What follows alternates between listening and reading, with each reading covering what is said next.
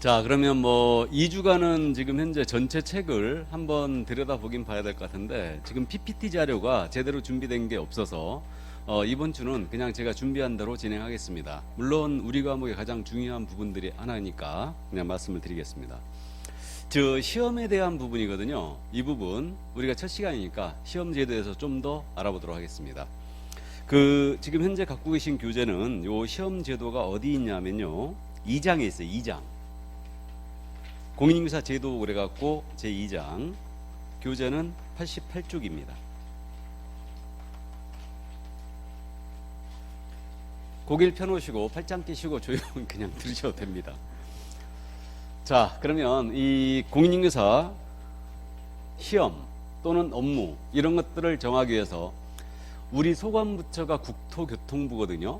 그래서 중기업에 대한 소관부처는 국토교통부인데 국토교통부에 공인인증사 정책심의위원회라는 게 있어요. 현재 설치가 돼 있거든요. 그래서 현재 여기서 시험에 대한 전반적인 사항을 여기서 결정합니다. 그래서 공인인증사 정책심의는 국토교통부에 설치하는 근데 둘 수 있다는 임의기관이에요. 그래서 위원장은 국토부 제1차관이 당연직으로 합니다. 국토부에는 차관이 2명 있어요. 그래서 1차관이 있고 2차관이 있는데 국토부 제1차관이 정책심의위원회 위원장을 하고 있고요. 위원회 수는 7명 이상 11명 이내로 일단 구성을 합니다. 그래서 현재 시험에 대한 사항을 결정하기 위해서 정책심의위원회가 있다. 이 정도만 이해하시고요. 자, 그 다음에 이제 자격시험 제도로 내려가는데 요 시험 제도 그래가지고 시험 시행기관이라고 지금 현재 교재 89쪽에 나와 있죠. 그러면 시험의 주관처가 어디냐의 문제예요. 그래서 이거는 우리 법 4조 1항에 뭐라고 되냐면 공인중개사가 되는 자는 시도지사가 시행하는 자격시험에 합격해야 한다 이랬어요. 공인중개사가 되려는 자는 시도지사가 시행하는 자격시험에 합격해야 한다. 자, 그래갖고 원칙적인 시험 시행기관이 법문에 특별시장, 광역시장, 도지사, 특별자치도지사 이렇게 돼 있습니다. 그래서 이들을 줄여서 시도지사라고 부르거든요. 그럼 이제 여러분들 공법 시간에 이거 들어보시는데 시도지사가 있고 시장, 군수, 구청장이 있거든요. 군수, 구청장이 있습니다. 이렇게 있는데 여기 시장하고 여기 시장은 틀린 시장이죠. 그래서 시도지사 할 때 요 시장은 특별시장이나 광역시장을 얘기해요. 이들을 얘기하는 겁니다.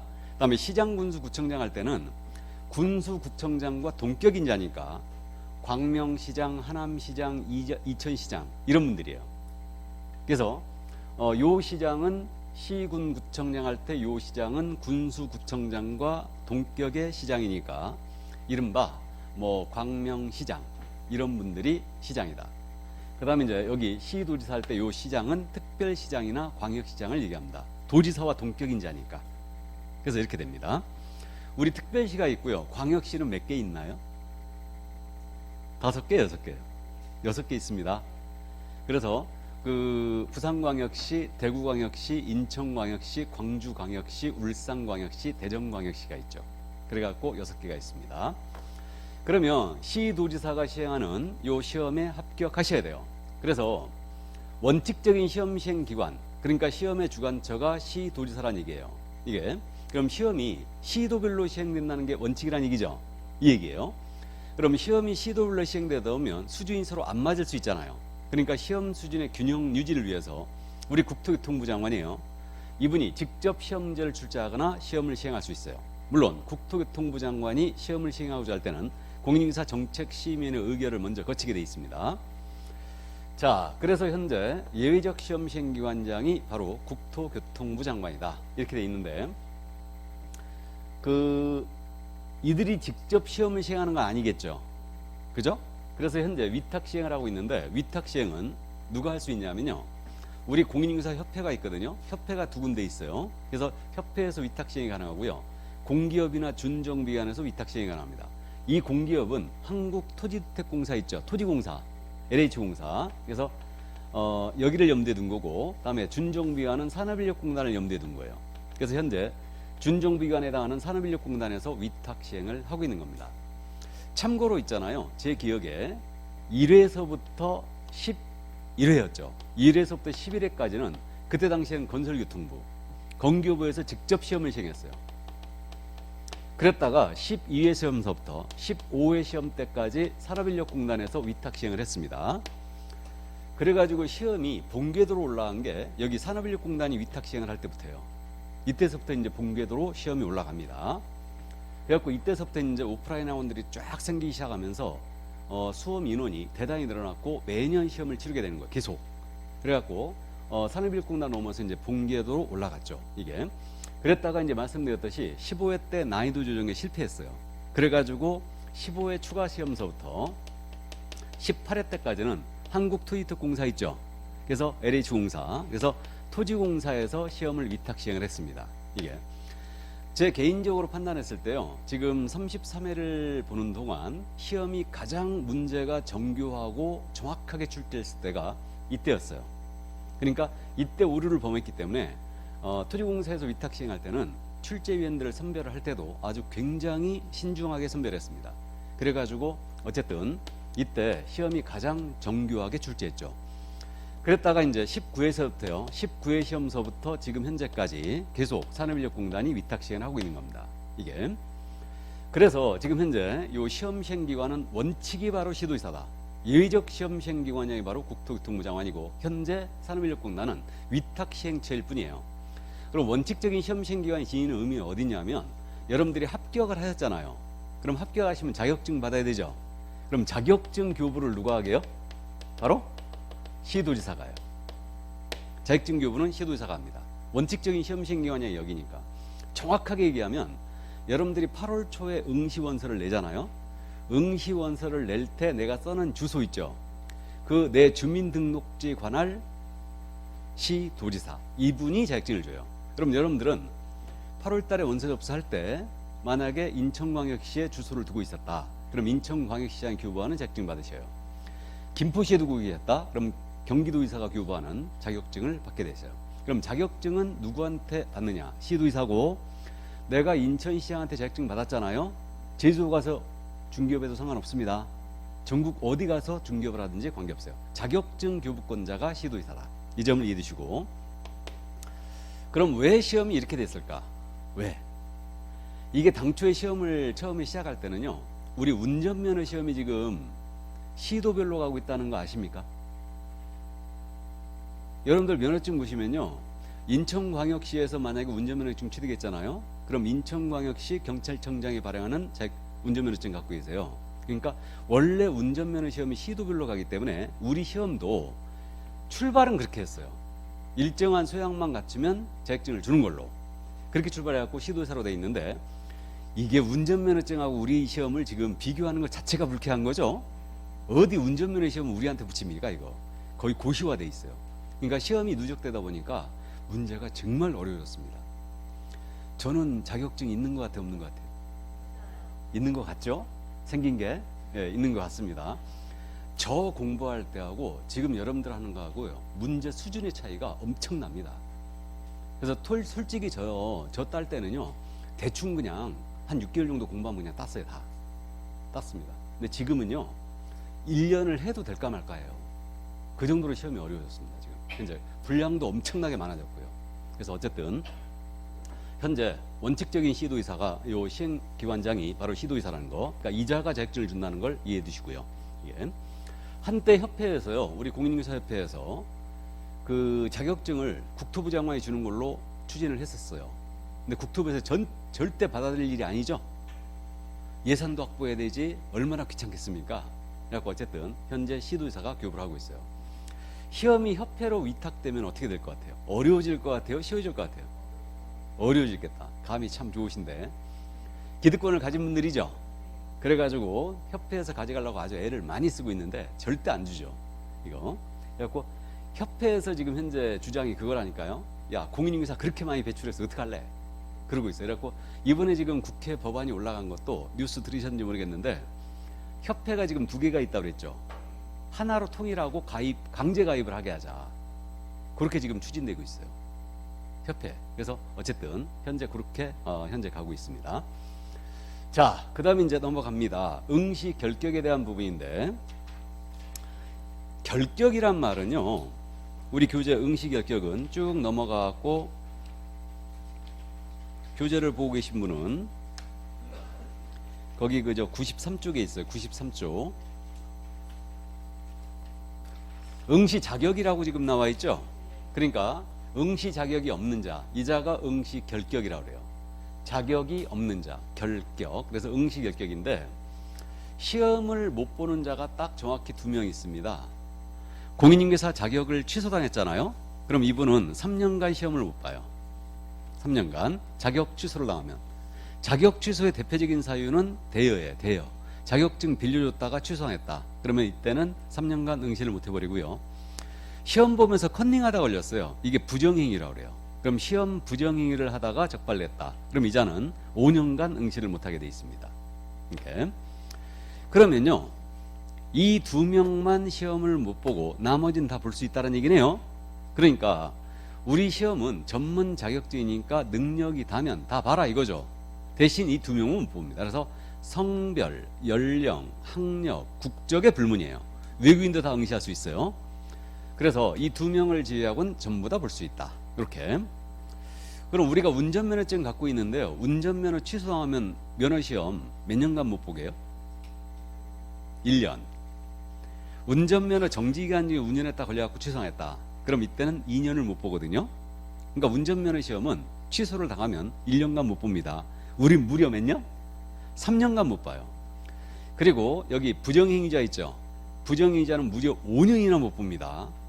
그러니까 이제 물론 시험장에서 컨닝할 시간도 없어요. 내 문제 보기도 바빠 죽겠는데 언제 남의 거 보고 앉았습니까? 근데 뭐 대리시험보다 걸렸다? 그러면 이건 5년간 응시 정지시킵니다. 물론 고발 들어가요. 위기에 의한 공무집행방해죄로 처벌됩니다. 공무집행방해죄는 국가를 상대로 하는 범죄이기 때문에 엄청 세게 맞아요. 그래서 어쨌든 부정행위자로서 그 5년간 응시를 못한다. 시험장에 가시면 감독관 2명 들어오거든요. 앞에 1명, 뒤에 1명 서 있어요. 그래갖고 이제 어쨌든 부정행위로 적발되면 절대 안 됩니다. 그러면 이 2명을 제외하고는 다 볼 수 있으니 이제 미성년자만 따져볼까요? 미성년자라 하면 만 몇 세 미만? 18세 미만이게요? 19세 미만이게요? 앞으로 이제 18세는 잊어버리세요. 19세 미만입니다. 우린 민법상의 미성년자라고 합니다. 청소년보호법상 미성년자라고 하는 게 아니고, 청소년보호법상 미성년자는 이제 만 18세 뭐 이렇게 따지는데, 어쨌든 우리는 만 19세 미만자, 그럼 18세까지가 미성년이에요. 19세부터는 성년이 되는 겁니다. 그럼 미성년자 시험 볼 수 있다 없다? 2명을 제외한 다 볼 수 있다고 그랬죠? 볼 수 있다. 볼 수 있어요. 시험 볼 수 있습니다. 그래서요, 가끔 가다가 이제 우리 학원에도 작년 초창기에, 올해죠 지금, 올해 초창기에 고등학생이 있었습니다. 그래서 미성년자도 응시할 수가 있습니다. 그 다음에 전과 사실이 있어요. 전과 사실이 있다. 그럼 시험 볼 수 있어요 없어요? 있어요. 다음에 국적이 우리나라 국적이 없어요. 외국인입니다. 외국인 시험 볼 수 있을까요 없을까요? 당연히 있습니다. 그래서 어쨌든 성별, 연령, 학력, 국적에 불문하고 우리는 다 볼 수 있다. 단 2명은 못 본다. 이렇게 돼 있어요. 그래서 일단 미성년자도 볼 수 있다는 점 이해를 해 두시고요. 제가 강의하면서 미성년자가 한번 합격해가지고 인생을 바꾼 사례를 내가 보긴 봤는데, 어쨌든 그 친구는 대단했습니다. 여러분들 나중에 합격하시고 나면요, 지금 허탈해요. 내가 이 종이 쪽지 하나 받으려고 이 생고생을 했나, 이제 그런 생각을 하게 되는데, 나중에 지나고 보면은 이제 잘했다라는 생각이 드실 겁니다. 뭐 자랑하셔도 돼요. 내가 자격시험에 합격했다. 이러면 뭐 요즘은 이 공인중개사 시험이 만만치 않다는 거 잘 아시거든요. 그러니까 우리가 실무에서도요, 손님한테 명함을 내밀 때 공인중개사 실장 이렇게 명함이 박혀져 있잖아요. 그럼 손님이 다시 봐요. 와, 공인중개사시네? 그럽니다. 그래서 어쨌든 이 시험이 만만치 않은데, 그 친구 같은 경우는 고2 때, 고2 겨울방학 때 지금 나왔어요. 그러니까 고3 돼갖고 대학 가긴 틀렸으니까 그 아버님이 너 가서 자격증이나 따와라 이런 거예요. 그래갖고 나왔지. 저녁반에 나왔는데, 학교에서 공부 안 하는 애가 학원에 가서 공부하겠어요? 절대 안 하지. 그래갖고 저 기둥 뒤에 숨어가지고, 우리 학원 아니에요, 저 기둥이 이렇게 있었는데, 거기도 기둥 뒤에 숨어가지고 저녁 내내 핸드폰에, 거기다가 좀 심심하잖아요. 그럼 여친도 데리고 와. 같이 앉아가지고 그렇게 했어요. 근데 야가 5월 달쯤에 찾아왔죠. 5월 달쯤에 찾아와가지고 공법을 어떻게 공부를 해야 됩니까? 라고 물어보는 거예요. 그래갖고 이놈아 나 중개사법 선생이다. 어? 그랬더니 공법 교수님이 너무 무서워 보이고 교수님이 답을 잘 해줄 것 같아서 내가 공법 교수님보다 훨씬 까칠하거든. 그래가지고 어쨌든 이제 공법을 어떻게 해라. 근데 내 그때 기억나는 말이 그거였어요. 너 이해하려고 그러지 말아라. 이해 못한다 이거. 살아온 경험이 없기 때문에 이해가 안 될 거다. 아무리 들어도 이게. 그러니까 애워라 그냥. 시험에 나온다나 애워라. 그렇게 얘기 이제 좀 하다가 이제 보냈어요. 근데 그 해에 얘가 12월 달, 그 10월 달 시험에 합격해 버렸어요. 야가 합격해갖고 이제 합격했는데 와, 나 사람이 그렇게 달라진 거 처음 봤습니다. 합격해갖고 찾아왔어요. 고맙다고. 그때 상담을 너무 친절하게 잘해주셔갖고 고맙다 찾아왔어. 찾아왔는데 첫 번째 달라진 점이 그거였어요. 애가 항상 기가 죽어가지고 그냥 푹 그렇게 아주 죽상을 하고 다녔는데 너무 밝아진 거야. 예, 그렇지. 너무 밝아졌어 애가. 그게 눈에 확 띄었어요. 그래갖고 이제 앉아갖고 차 한잔 먹으면서 이제 이런저런 얘기하다가 가정사 얘기를 하는 거예요 얘가. 그래갖고 자기 바로 밑에 자기가 장남이래. 장남인데 바로 밑에 1살 그 차이가 있는 동생이 있다는 거예요. 남동생이 있는데 얘는 키도 크고 엄청 잘생기고 공부도 엄청 잘한대. 근데 자기는 키도 작고 새기지도 못했고 공부도 못하는 거야. 그래갖고 하여튼 동생한테 기가 눌려가지고 부모님이 동생만 이뻐하고 자기는 안 이뻐한대. 그래갖고 그렇게 미워한다는 거예요. 그래갖고 이제 할 수 없이 자격증 따라 나왔는데 그래갖고 이제 그랬냐 고생 많이 했다. 그럼 앞으로 뭐 할래?